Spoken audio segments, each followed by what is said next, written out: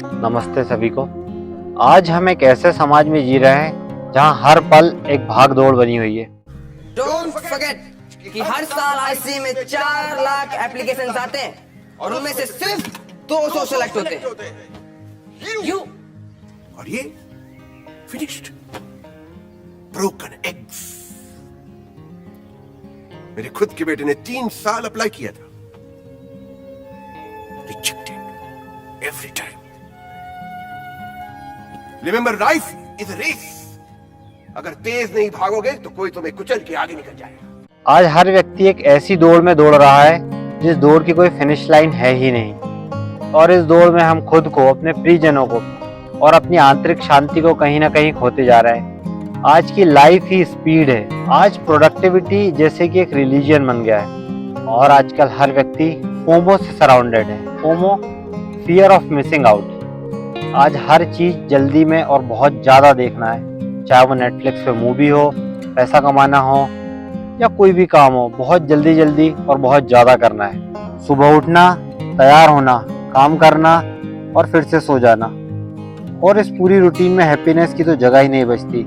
और फिर आता है स्ट्रेस, और ये स्ट्रेस आपके पर्सनल लाइफ पे बहुत ही गहरा असर डालता है, जिससे आपकी मेंटल हेल्थ, फिजिकल हेल्थ पर और आपके प्रोफेशनल काम पर भी बहुत गहरा असर पड़ता है। और जितना ज़्यादा काम बढ़ता है उतना ही ज़्यादा स्ट्रेस भी बढ़ता जाता है, और पूरी ज़िंदगी इंसान इसी भाग दौड़ में निकाल देता है। और जब आप इस स्ट्रेस और चिंता के फेर में आते हैं तो क्या होता है? पूरी ज़िंदगी तनाव में रहना, प्रेशर, अनसर्टेनिटी, ज़िंदगी जैसे नीरस सी लगने लगना, और सबसे इम्पोर्टेंट, आप खुद से, खुद के अंदर के आनंद से, खुद की हैप्पीनेस से और आपकी जो स्पिरिचुअल जर्नी है उसकी बात कर रहा हूँ, उससे कहीं दूर होते चले जाते हैं। और फिर डेली लाइफ में इसके क्या परिणाम आते हैं? आप ओवर ईटिंग करने लगते हैं, आपको चिड़चिड़ापन आ जाता है, बहुत ही छोटी छोटी बातें आपको परेशान करने लगती है, और आप खुश रहने के लिए अल्कोहल या कोई ऐसे ड्रग का सहारा लेने लगते हैं, जो कि एक साइन है कि आप खुद से, आपकी जो करंट सिचुएशन है उससे छुटकारा पाना चाहते हैं।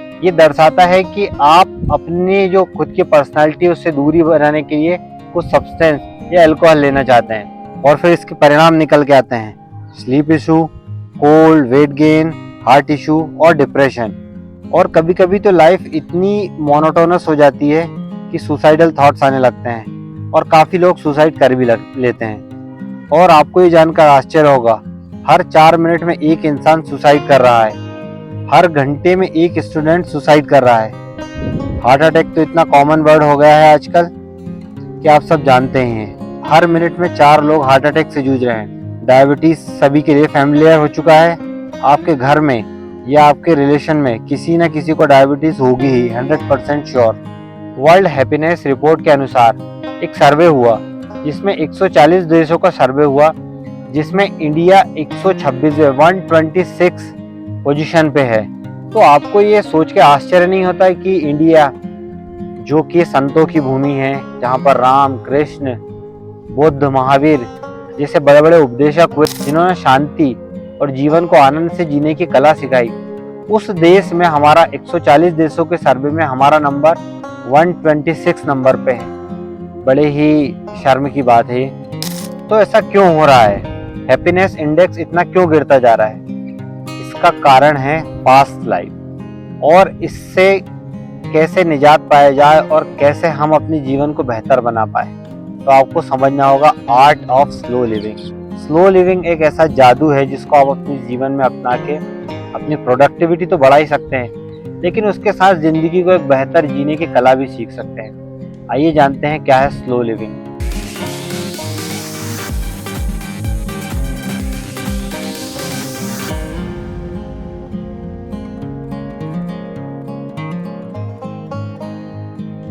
स्लो लिविंग का मतलब ये नहीं है कि आप हर काम बहुत स्लो करने लगे। इसका मतलब ये है कि आप ठहर जाएं, एक पॉज लें, अपने आप को देखें और हर उस पल को महसूस करें और एंजॉय करें। स्लो लिविंग का मतलब खुद को रोकना नहीं है, इसका मतलब है खुद को पॉज देना। स्लो लिविंग का मतलब है अपने अंदर झांकना और अपने आप को रिचार्ज करना, प्रेजेंट में रहना, हर पल को जीना और हर पल को महसूस करना। Nature does not Hari, yet everything is accomplished। तो कैसे डेवलप करें ये आर्ट ऑफ स्लो लिविंग। कल्पना करें कि आप एक शांत और हरे भरे बगीचे में हैं।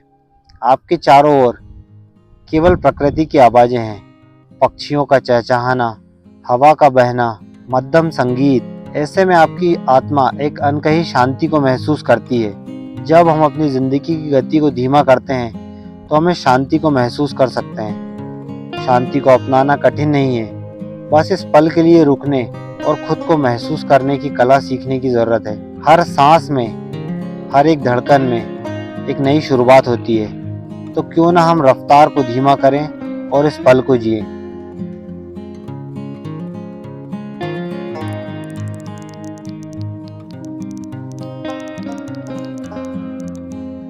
पहला है योगा एंड मेडिटेशन। शांति और ठहराव हमारे अंदर ही होते हैं। उन्हें पाने के लिए बस हमें कुछ पल के लिए रुकना और उन्हें अंदर झांकने की जरूरत होती है। जब हम योगा और मेडिटेशन करते हैं, अपनी सांसों को महसूस करते हैं, उन्हीं पलों में हम अपने अंदर झांकना शुरू कर देते हैं और अपनी आत्मा की गहराई को पाते हैं। कुछ ही दिनों की प्रैक्टिस में आप महसूस करेंगे कि आपका मन शांत और तन स्वस्थ होगा। छोटी छोटी चीजें आपके मन को उल्लासित करने लगेगी। आप यकीन मानिए, आर्ट ऑफ स्लो लिविंग का सबसे बड़ा पहलू है योगा। प्लीज प्लीज प्लीज इसे अपने जीवन में अपनाइए और अपनी जिंदगी में जो झटपटाहट चल रही है उससे शांति पाइए। दूसरा इंपॉर्टेंट पॉइंट है कंपटीशन। आपको एक बात समझना होगा कि चूहों की रेस में कोई कितना ही तेज दौड़े, जीतने वाला एक चूहा ही होगा। तो इस चूहे की दौड़ से अपने आप को बाहर निकालिए। कंपटीशन करना छोड़िए। नंबर 1 बनने का जो सपना आपका है उसको छोड़िए और थोड़ी देर ठहरिए। जिंदगी को एंजॉय कीजिए। अपने दिन की शुरुआत आप कैसे करते हैं इस पे आपका पूरा दिन डिपेंड करता है। तो अपने दिन की शुरुआत बहुत ही आराम से और शांति से कीजिए। सुबह उठते ही फोन चेक करना, क्या करना है, भागना दौड़ना, तैयार होना, इस दौड़ से बाहर निकलिए। अगर आप चाहें तो 30 मिनट जल्दी उठ सकते हैं। सुबह उठ के सबसे पहले आप जिंदा हैं इसके लिए शुक्रिया अदा करें। उसके बाद अपनी चाय कॉफी जो भी है आराम से बनाएं। हर सिप को एंजॉय करें। उस मॉर्निंग को थोड़ा वक्त दें, उसे एंजॉय करें। आप देखेंगे कि पूरा आपका दिन शांति से गुजरेगा। प्रेजेंट में रहें। प्रेजेंट में रहने का क्या मतलब है? आप जो भी करें उसको एक जागरूक अवस्था में करें। एग्जाम्पल के लिए आप सुबह उठें और अपना चेहरा सुबह उठ के पानी से धोएं, तो उन पानी की बूंदों को अपने चेहरे पे महसूस करें। अगर चाय पी रहे हैं तो चाय के हर सिप को महसूस करें। अपनी भाग दौड़ में इतना अपने दिमाग को मत आगे बढ़ाइए कि आप उन छोटी छोटी चीज़ों को एंजॉय करना भूल जाएं, और इसी को कहते हैं प्रेजेंट में रहना। आप देखेंगे कि छोटी छोटी चीज़ें आपको बहुत ज़्यादा खुशी देने लगेगी। जैसे आप ब्रेकफास्ट बना रहे हैं तो आराम से, प्यार से, सुकून से ब्रेकफास्ट को बनाइए। ऑफिस में है, घर में है, बिजनेस में है, स्पोर्ट्स में है, जहाँ भी हैं, आराम से रुकिए, उस पल को महसूस कीजिए और फिर अपने काम को बढ़ाइए। आप देखेंगे आपको काम में मज़ा आने लगेगा और आपकी प्रोडक्टिविटी बहुत ज़्यादा बढ़ जाएगी। 5वां पॉइंट है फोमो से बाहर आना। फोमो मतलब फियर ऑफ मिसिंग आउट। अगर हम 80 साल तक जीते हैं तो आपके पास 4000 वीक्स हैं। तो इन 4000 हफ्तों की दुनिया में सब कुछ देखना और सब कुछ कर पाना असंभव है। तो इस फोमो से निकलिए, क्योंकि इतनी छोटी ज़िंदगी में सब कुछ कर पाना नामुमकिन है। तो जो है जहाँ है वहीं का मज़ा लीजिए, अपनी लाइफ को एंजॉय कीजिए। Phone fasting. आज के युग में हर बंदा 24 घंटे अपने फ़ोन से चिपका रहता है। सुबह उठने के साथ, ब्रेकफास्ट करने के साथ, खाना खाने के साथ, हर समय फ़ोन देखना। उस फ़ोन देखने से आपके जो विचार हैं वो भी पूरे टाइम चलते रहते हैं। तो फ़ोन फास्टिंग कीजिए। कुछ देर अपने फ़ोन को मत देखिए और महसूस कीजिए कि आपका मन क्या बोल रहा है। आपके हाथ पैर, आपके चीज़ों को ऑब्जर्व कीजिए। आप पाएंगे कि आपके मन की जो गति है वो शांत होने स्टार्ट हो जाएगी।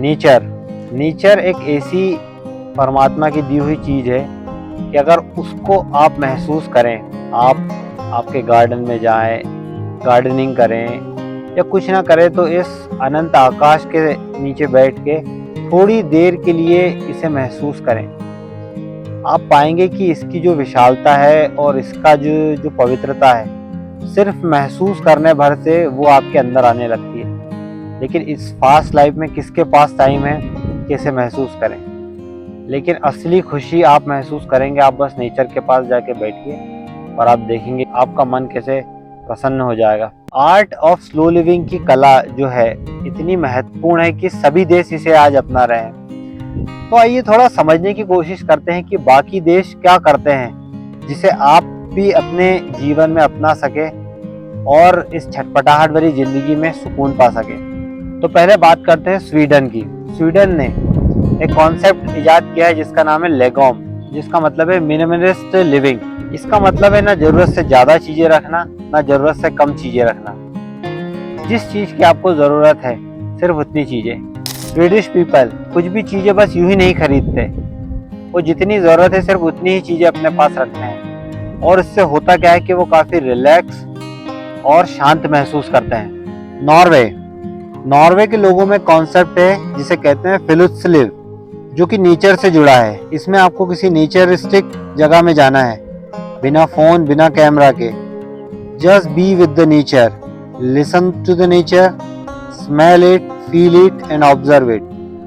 वहीं बात करते हैं जापान के लोगों में, तो वहां भी कुछ इसी तरीके का कॉन्सेप्ट है जिसे कहते हैं शिनरिन योकू, जिसका मतलब है फॉरेस्ट बेदिंग। सेम कॉन्सेप्ट, आपको जंगल में जाना है बिना किसी फोन बिना किसी कैमरा के और नेचर को फील करना है। आपको ये जान के आश्चर्य होगा कि फॉरेस्ट बेदिंग से बड़ी बीमारियां ठीक हुई है। और जापानी गवर्नमेंट ने 44 शिनरिन योकू सेंटर खोले हैं। बात करते हैं नीदरलैंड की। नीदरलैंड में एक कॉन्सेप्ट है जिसे कहते हैं गजेली हेड। गजल का मतलब है फ्रेंड्स और गजल हेड का मतलब है दोस्तों के साथ रहना।